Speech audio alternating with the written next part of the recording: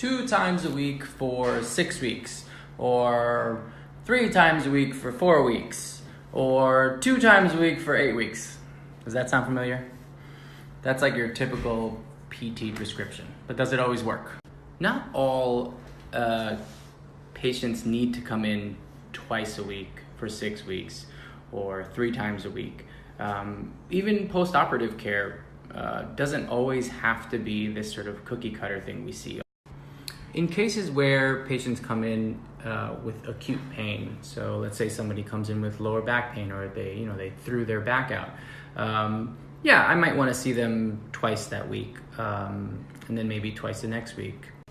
And if we keep going with the lower back pain thing, the issue is not really getting rid of the pain. That's actually kind of the easy thing to do. It's really getting rid of the recurring incidence of lower back pain.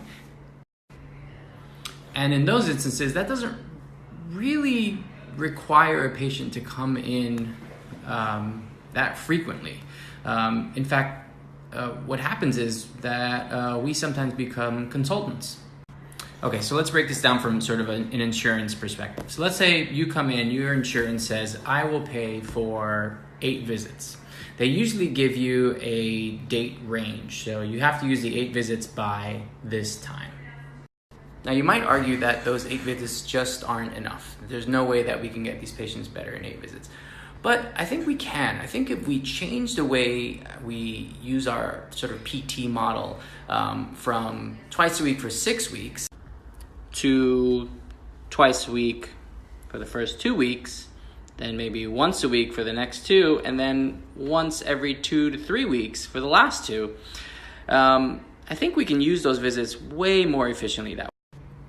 The problem is that a lot of insurance companies don't really think that way. They want you in and they want you out.